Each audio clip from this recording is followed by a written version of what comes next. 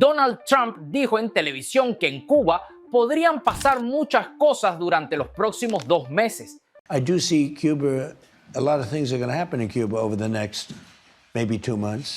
Añadió que no creía que el escenario fuera igual al de Venezuela, pero tampoco descartó opciones. Después de una declaración así, muchos esperaban una acción inmediata. Sin embargo, los días han pasado y esa acción no se ha producido. La pregunta es inevitable. ¿Qué falta para que Washington tome una decisión? La respuesta puede no estar solamente en Cuba, en la capacidad militar o en los cálculos de la Casa Blanca. Una parte importante del freno podría estar dentro del propio Congreso de los Estados Unidos, donde varios legisladores se han movilizado para exigir que cualquier operación contra la isla pase primero por una autorización legislativa. Dentro de Washington hay una disputa real sobre los límites del poder presidencial, el uso de la fuerza y la política hacia Cuba.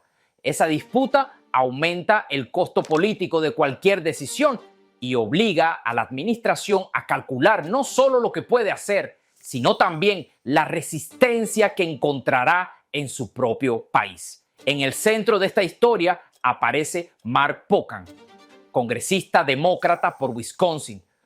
Pocan viajó a La Habana, se reunió con Miguel Díaz-Canel y pocos días después protagonizó un enfrentamiento público con Mike Waltz, embajador de Estados Unidos ante la Organización de las Naciones Unidas. Cuando se examina junto con sus viajes, sus declaraciones y el debate abierto en el Congreso, ayuda a entender cómo una narrativa nacida o amplificada en La Habana puede terminar influyendo en la conversación política de Washington. Antes de llegar a ese intercambio, hay que mirar lo que ocurrió en el Senado.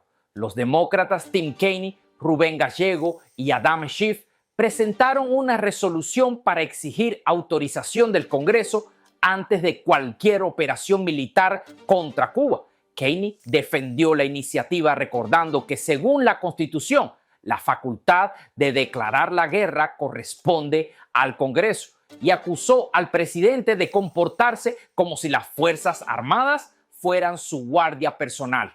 La resolución fue bloqueada porque sus promotores no reunieron los votos necesarios. Sin embargo, el movimiento no terminó allí. 2 semanas después, más de 30 congresistas demócratas enviaron una carta a Marco Rubio para pedirle que descartara una acción militar contra el gobierno cubano. ¿Qué información, qué temores o qué convicciones llevaron a tantos legisladores a movilizarse en un periodo tan corto?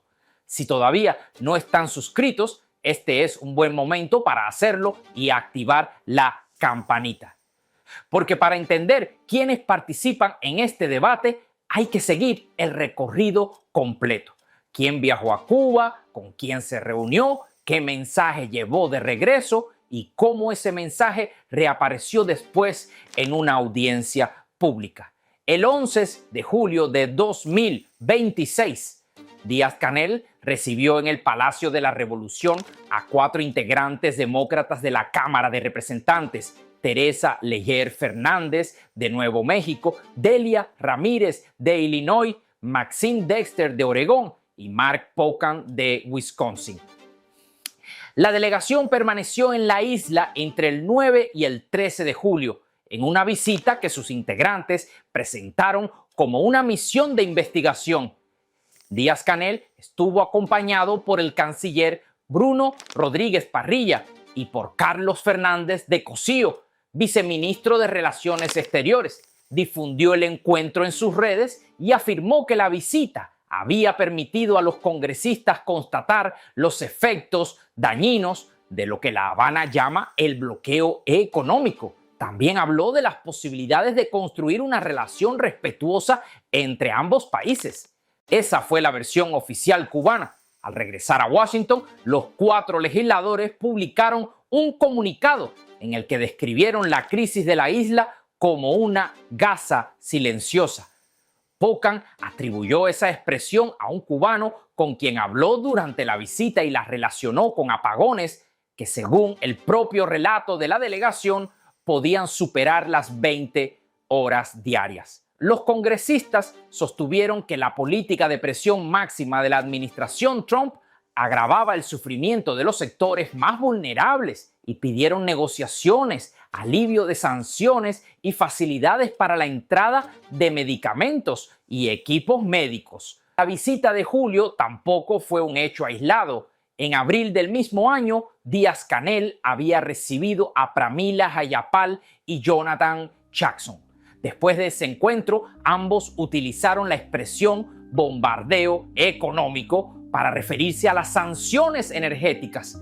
Dos delegaciones en menos de 4 meses, recibidas por las máximas autoridades cubanas y seguidas por mensajes críticos hacia Washington, forman un patrón político que merece atención.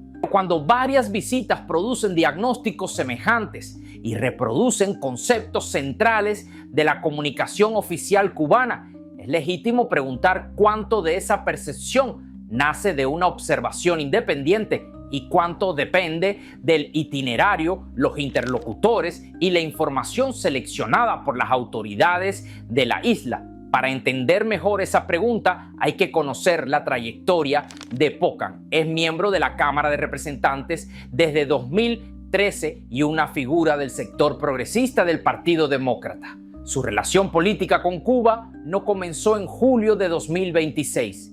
En diciembre de 2022 viajó a la isla junto con James McGovern y Troy Carter. En aquella ocasión se reunió con Díaz-Canel, pero también con familiares de detenidos por las protestas del 11 de julio y pidió la liberación de manifestantes no violentos. Ese antecedente importa porque muestra una evolución en su enfoque. En 2022, Pocan habló de presos y reclamó acciones. En 2026, el énfasis principal de su mensaje estuvo en las sanciones y en la responsabilidad de Washington por la emergencia humanitaria. El 22 de julio, durante una audiencia del Comité de Asuntos Exteriores de la Cámara, esa diferencia de enfoques quedó expuesta. Mike Waltz comparecía para hablar sobre la política hacia Cuba. Pocan lo interrogó acerca de un documento de 95 páginas que el Departamento de Estado había publicado 2 días antes bajo el título Cuba, la capital del comunismo del siglo XXI. Have you ever been to Cuba? I have not. You have not. Okay. No. Did you get a chance to read the report that came out this week from the State Department on Cuba, 95 pages? I have not read the entire report, but as a native Floridian, I'm familiar with the antics thank and you. adversarial.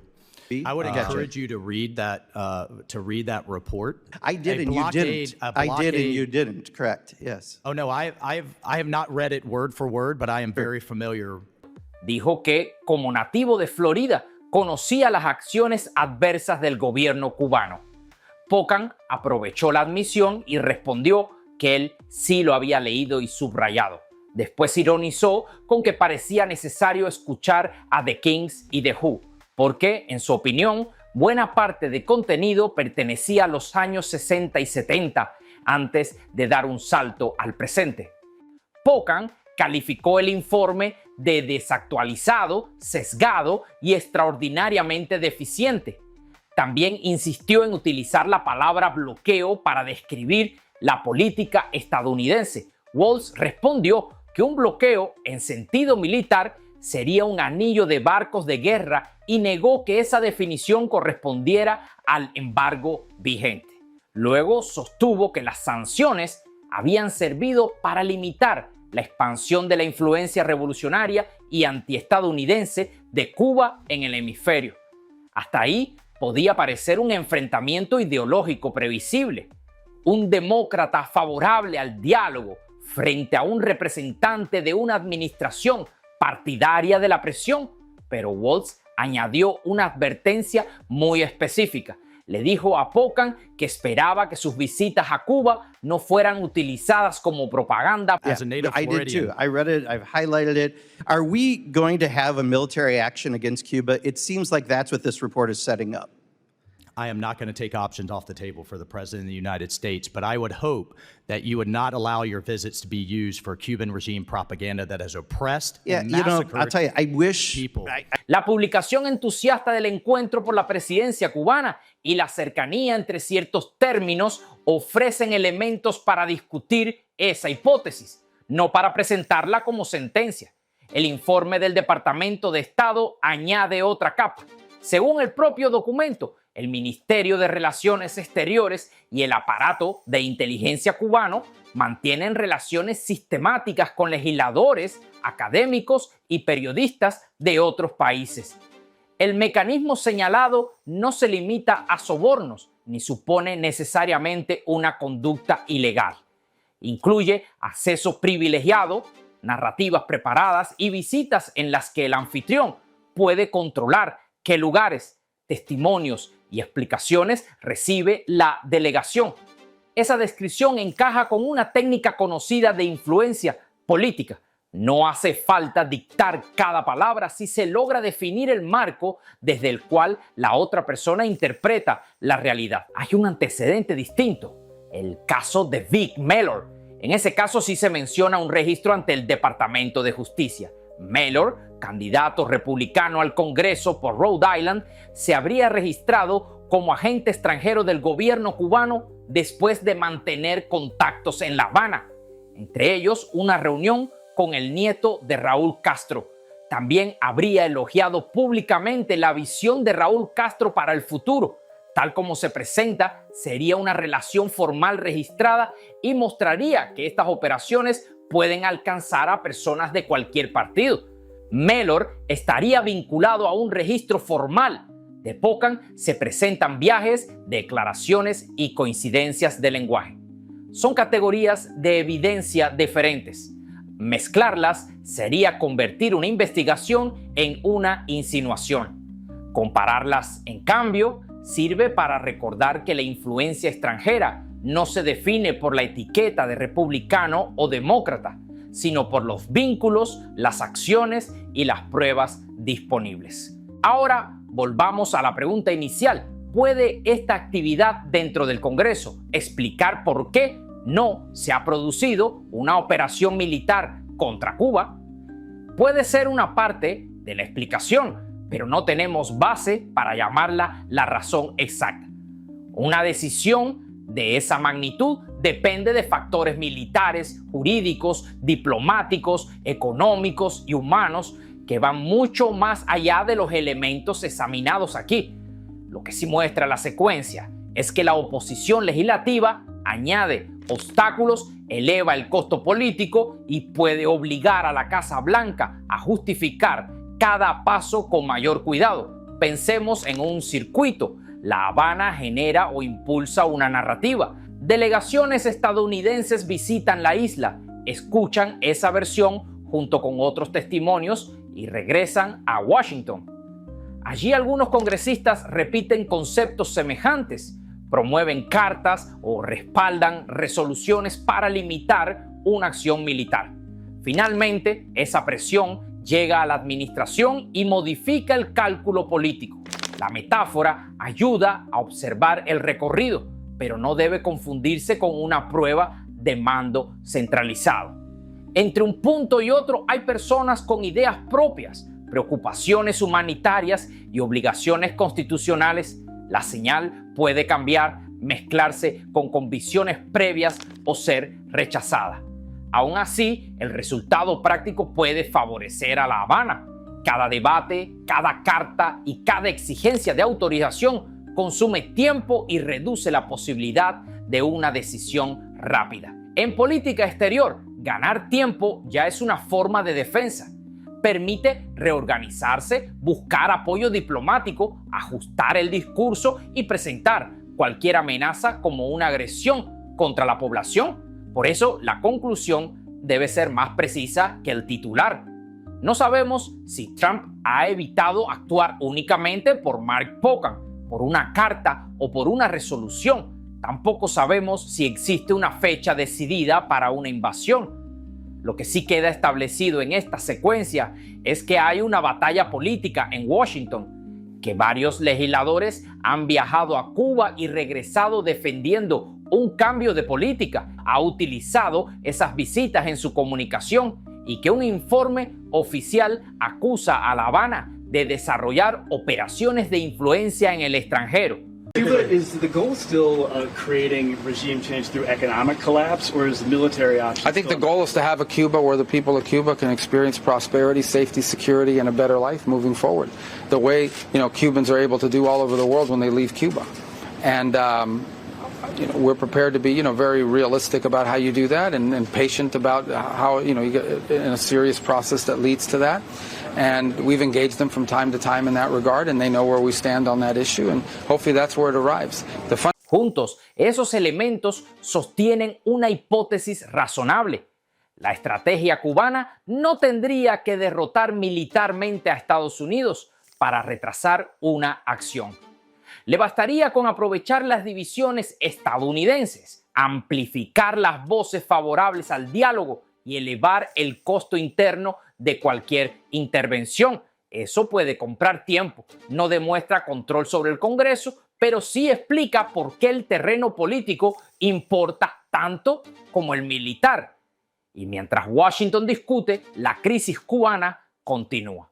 El sufrimiento de la población exige verdad, precisión y una discusión que no confunda compasión con propaganda. Por eso les pido que compartan este video, no para presentar sospechas como hechos, sino para que más personas examinen las visitas, las cartas, el informe y las declaraciones completas. Si creen que este análisis aporta contexto, compártanlo en sus redes. Y si todavía no están suscritos, suscríbanse y activen la campanita para seguir lo que ocurra durante las próximas semanas. Ahora quiero conocer su opinión. Mark Pocan viajó a Cuba en 2022 y pidió la liberación de manifestantes no violentos. 4 años después regresó poniendo el énfasis en las sanciones estadounidenses. ¿Ven ese cambio como una evolución legítima de su pensamiento, como resultado de lo que observó en la isla o como señal de que la narrativa oficial cubana influyó en su lectura? También quiero preguntarles por Mike Waltz. Su advertencia sobre el uso propagandístico de las visitas merece atención, pero él mismo reconoció que no había leído completo el informe que defendía. ¿Esa contradicción debilita su argumento? ¿O creen que la cuestión de fondo sigue siendo válida aunque su preparación para la audiencia haya sido insuficiente? Y la pregunta principal, ¿hasta qué punto puede la presión del Congreso frenar una posible acción militar de la Casa Blanca? ¿Estamos viendo un control constitucional legítimo, una estrategia de influencia aprovechada por La Habana o una combinación de ambas cosas? Los leo en los comentarios. Este debate no termina con una acusación ni con una consigna. Apenas comienza cuando separamos lo demostrado de lo posible. Soy Darwin Santana. Esto fue El Mundo de Darwin. Nos vemos en el próximo video.